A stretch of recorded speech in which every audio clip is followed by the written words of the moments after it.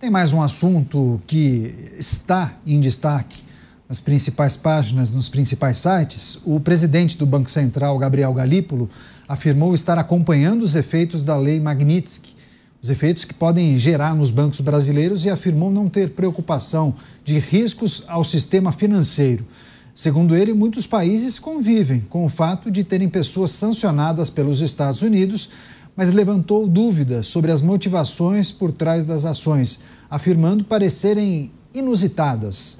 Galípolo disse que o Banco Central vai continuar acompanhando os desdobramentos da Lei Magnitsky. Está aí o chefe do Banco Central se manifestando sobre a imposição da Lei Magnitsky, recebendo agora as pessoas que nos acompanham pelas emissoras de rádio espalhadas por todo o Brasil. Muito obrigado pela audiência, pela preferência. Passar para o Luiz Felipe Dávila, que vai analisar esse posicionamento de Gabriel Galípolo, levantando dúvidas sobre as motivações das sanções e sendo talvez um pouco escorregadio sobre as consequências da Magnitsky. Deveria ter levantado dúvidas a respeito das consequências, deveria ter dito o que pode acontecer, ou fez bem em ter sido evasivo na posição, na resposta, hein, Dávila? Canhoto, o presidente do Banco Central ocupa um cargo técnico e tem que tomar muito cuidado, sim, com as suas declarações, porque, na verdade, ele tem que ter uma visão técnica do impacto da Lei Magnitsky e não que tenha uma leitura política. Aliás, ele faz exatamente o oposto que deveriam fazer os ministros do Supremo, atuar de maneira técnica e não entrar na seara da política. Agora, o grande problema do Banco Central é, de novo, projetos descabidos, imorais, tentando reduzir a independência do Banco Central, que começa a ser circulado no Congresso Nacional de novo.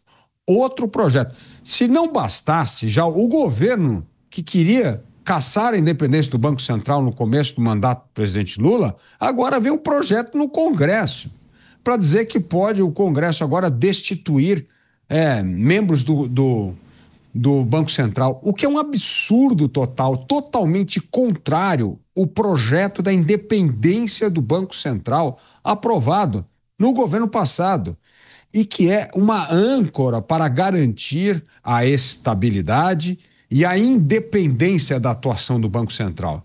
Então, Canhoto, como eu falo, a gente fica aqui olhando só para essa coisa da anistia e olha só os absurdos que estão sendo tratados no Congresso Nacional, como essa matéria imoral, uma matéria que tem que ser enterrada rapidamente, porque não pode ferir a independência do Banco Central com mais uma ingerência política para tentar enquadrar o Banco Central às ambições político-eleitorais. Você nota os posicionamentos de Gabriel Galípolo, levantando dúvidas sobre as motivações das sanções, utilizou uma expressão, uma palavra que dizia sobre motivações inusitadas ou um cenário inusitado, mas também ele demonstra desconhecimento sobre as consequências da imposição da Magnitsky ou não cumprimento da Magnitsky. Muitas pessoas ficaram surpresas sobre esse posicionamento, ou ele foi escorregadio propositalmente? Ele foi hábil, Canhoto. Eu fui uma das pessoas que tinha expectativas baixas em relação ao atual presidente do Banco Central. Fiz vários comentários aqui a esse respeito e já confessei que me surpreendi. Eu acho que a resposta dele foi extremamente hábil. Ele está correto, a motivação é inusitada mesmo. É inusitado por um país como o Brasil sofrer as sanções da Lei Magnitsky por causa de, segundo o governo americano, perseguição política, usando a justiça contra adversários políticos. Eu acho que essa resposta era a única resposta que o presidente do Banco Central poderia dar. Desde que as instituições financeiras brasileiras cumpram a Lei Magnitsky, que é uma lei americana, que se aplica nos Estados Unidos, desde que ela cumpram, elas poderão continuar operando no mercado financeiro americano sem qualquer problema. Esse eu acho que é o cenário mais provável, porque o custo da desobediência é muito alto. Eu acho improvável que alguma instituição ou os seus diretores resolvam correr o risco de ter que pagar esse custo. Pois é, a análise do Cristiano Beraldo, o Gabriel Galípolo falando em razões inusitadas, mas descartando risco para o sistema financeiro brasileiro, para as instituições brasileiras, mas diz que segue monitorando possíveis implicações caso haja uma ampliação das medidas tomadas pelos Estados Unidos. Beraldo. Renato, são dois lados que precisam ser observados sobre esse comentário. Primeiro, como destacou aqui o Mota, de fato, se os bancos brasileiros acatarem as determinações da lei Magnitsky em relação aos Estados Unidos, ou seja, não quer dizer, mais uma vez, para a gente reforçar aqui para a nossa audiência, não quer dizer que os Estados Unidos está interferindo no Brasil, na soberania brasileira. Não é nada disso.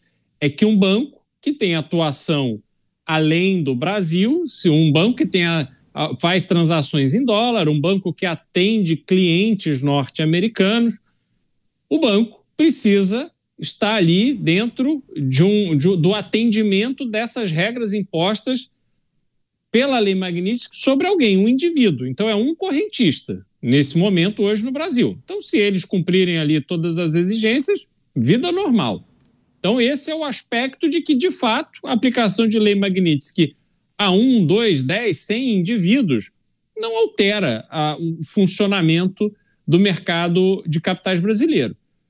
O que pode acontecer, que aí será um problema, é caso sanções sejam aplicadas ao Brasil como um todo, ou de uma forma mais ampliada a ponto de criar um problema que inviabilize a atuação de instituições financeiras brasileiras como um todo no mercado norte-americano e nas transações em dólar. Aí vamos ter um problema grave. Não é o caso agora. Porém, Canhato, tem um aspecto que eu acho bastante inadequado. E se o presidente do Banco Central tiver um conselheiro de bom senso, o conselheiro de bom senso dirá a ele que não emita juízo de valor sobre o que está acontecendo. Não fale sobre as razões são criativas, né? Ele usou aí a expressão inusitadas e tal. Não cabe a ele dizer se é inusitado, se não é inusitado. Ele é profundo conhecedor da legislação norte-americana? Ele estudou o processo que levou à decisão do governo norte-americano? Não estudou. Então atenha-se, porque assim ele tem que todo dia acordar, sair da cama, ficar de joelhos na beirinha da cama e agradecer a Deus a oportunidade que está tendo, apesar de não ter o histórico compatível, mas está presidindo o Banco Central brasileiro. Sairá da presidência do Banco Central, como todos os outros, ou quase todos os outros, com um contrato enorme, multimilionário, para trabalhar para alguma instituição financeira, provavelmente até alguma instituição norte-americana. Então agradeça e fique quieto, porque na hora que começa a falar esta medida do governo norte-americano é inusitada, isso não compete ao presidente do Banco Central dizer. Quando, no máximo, analise atividades que acontecem na política brasileira e que impactam as políticas econômicas. Fora disso, faz de conta que não viu, porque assim poupa o Brasil de estar despertando nos Estados Unidos mais um foco de atenção agora no Banco Central. Agora, só uma pergunta da nossa audiência, inclusive foi direcionada para o Dávila. Dávila, você acha que o presidente do Banco Central deveria se reunir com entidades ou com instituições financeiras que têm clientes sancionados por lei Magnitsky, no sentido de dar alguma orientação? Isso compete ao Banco Central ou cada dirigente da respectiva instituição tem autonomia para tomar as decisões sem reportar ao Banco Central, Dávila? Ao dar conselhos sobre como deve agir em relação à lei Magnitsky. Por isso que os bancos estão conversando diretamente com os responsáveis do governo americano, porque isso tem a ver com as aplicações, os investimentos, as movimentações financeiras dos bancos brasileiros nos Estados Unidos. É isso que eles precisam entender. Por isso é uma conversa dos bancos brasileiros com a autoridade norte-americana. O Banco Central tem o papel de olhar para a política monetária brasileira e não decidir como que o impacto da Lei Magnitsky afetaria bancos no Brasil ou não. Esta é uma conversa dos bancos privados com o governo norte-americano. Pois é, claro que a gente vai seguir acompanhando essas movimentações, qualquer novidade em relação ao posicionamento dos bancos, a possibilidade de ampliação da Lei Magnitsky, a gente traz aqui e discute com os nossos comentaristas. Uma outra notícia, após aquela mega operação contra o PCC, o Banco Central anunciou nesta sexta-feira a limitação de transações via Pix e TED para instituições de pagamento sem licença. A justificativa da autoridade monetária seria o envolvimento do crime organizado nessas fintechs. O Banco Central fixou um teto de R$15 mil para essas transações e afirmou que os prestadores de serviço que desejarem fazer pagamentos acima desse valor terão que fazer mais de uma transação. Segundo Gabriel Galípolo, boa parte das medidas foram apenas antecipadas. Você, Mota, medidas tomadas pelo Banco Central para limitar transações via Pix e TED para entidades não autorizadas. O objetivo é combater o envolvimento das facções criminosas no processo de lavagem de dinheiro utilizando esses bancos digitais, essas fintechs. Mota. Bom, agora as facções vão acabar, né? Semana que vem não vai ter mais nenhuma facção no Brasil. Olha, a preocupação do Banco Central é válida, mas não são as regras que garantem a segurança do cidadão, ou a segurança do mercado, ou a segurança do país. Não são regulamentações que garantem isso. O que garante a segurança são as consequências para quem viola as regras, as leis, as regulamentações. Você pode ter as regulamentações mais detalhadas do mundo. Se não há consequência na violação, de nada adianta, companheiro. E no Brasil as consequências dependem de quem você é, do advogado que você consegue contratar. Nos Estados Unidos, eu me lembro do caso do financista Bernard Madoff, que desviou 65 bilhões de dólares de clientes.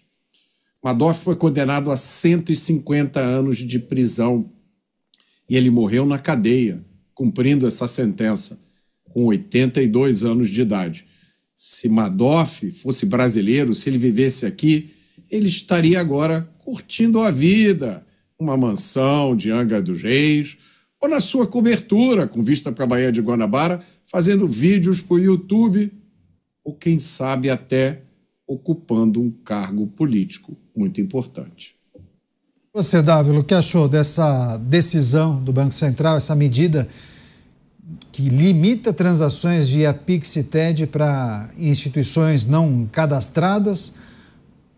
Tudo isso na esteira daquela mega operação contra o PCC, que identificou que a facção se utilizava de fintechs para lavar o dinheiro do tráfico de drogas. A decisão do Banco Central é correta. Afinal de contas, o Banco Central tem que olhar para a regulação do sistema financeiro. E se existe um mecanismo do sistema financeiro que vem burlando a regulação para lavagem de dinheiro, o Banco Central está correto na decisão. O fato, Caniato, é que o Congresso Nacional precisa aprovar uma lei rapidamente para que as fintechs sejam regulamentadas pelo Banco Central. Hoje elas escapam o olhar do Banco Central, porque elas têm um estatuto particular. E não pode, qualquer instituição que está atuando no mercado financeiro precisa estar sob a guarda do Banco Central, porque senão você vai criando esses atalhos nos quais são apoderados pelo crime organizado e criam todas essas distorções. Então, de fato, a atitude do Banco Central, ela ajuda a regulamentar um mecanismo que hoje é muito usado pelos brasileiros, mas que está sendo usado pelo crime organizado. Isso é para tentar frear um pouco da movimentação financeira. Mas, como bem disse o Mota, isso não resolve o problema. Resolve o problema é que a regulamentação, o Congresso aprove uma medida para que as fintechs passam a ser reguladas pelo Banco Central. Aí sim tudo debaixo do guarda-chuva que qualquer instituição financeira, banco ou as fintechs, sejam supervisionadas, controladas e mantidas sobre a regulamentação super rigorosa no Brasil de instituições financeiras. Isto é fundamental para começar a fechar uma das torneiras mais utilizadas para a lavagem de dinheiro do crime organizado. Você, Beraldo, como avalia essa decisão do Banco Central? Não resolve, dificulta, outras medidas precisam ser implementadas? 2 minutinhos, Beraldo. Neto, é bem curioso, para não dizer assustador, que um mercado tão regulado como o mercado financeiro brasileiro, onde uma licença para você ter um banco, ter uma corretora, custa milhões e milhões, extremamente complexo, com inúmeras exigências, tem que ter compliance, diretor disso, diretor daquilo, prestar conta, Basileia, enfim, você tem uma série de coisas que são importantes para dar transparência e segurança às atividades de uma instituição financeira normal, regular. E aí, de repente, surgem as fintechs com um volume de facilidade que é assustador. E veja, as fintechs não resolveram o problema do brasileiro no que diz respeito ao crédito. Não houve uma redução do spread bancário, ou seja, do adicional de juros que um banco cobra para emprestar dinheiro a qualquer pessoa. Hoje a taxa de juros é 15%, os juros que um correntista paga no cartão de crédito ou no cheque especial é de 400%. Então, as fintechs não resolveram o problema do correntista, mas conseguiram muita facilidade para, entre outras coisas, e obviamente nós não podemos colocar todas no mesmo balaio, mas criou-se uma facilidade para surgir esse tipo de picaretagem em que essas instituições são usadas como escudo para que pessoas que estão em atividade criminosa possam esconder o seu dinheiro, guardar o seu dinheiro dentro do sistema bancário sem serem revelados. Isso precisa acabar. E aí eu volto aqui também na fala do Mota. A consequência tem que ser muito grave. E o Mota mencionou o caso do Bernie Madoff, que foi o maior picareta do mercado financeiro norte-americano. E os Estados Unidos tem uma coisa que eu acho maravilhosa, Mota, que é aquela história seguinte: a pessoa ela é condenada por um crime, ela é condenada à prisão perpétua mais X anos. Ou seja, para ficar configurado que ela vai morrer na prisão e mesmo depois de morta, ela ainda vai ter pena para cumprir, porque é assim que um país que leva a sério o cumprimento das leis tem que se comportar com quem é criminoso. Pois é, rápida parada, daqui a pouco a gente volta com mais notícia e informação e se você puder, vote na nossa enquete do dia no site da Jovem Pan ou no YouTube de Os Pingos nos Is. 1 minuto e 20 estaremos de volta, até já.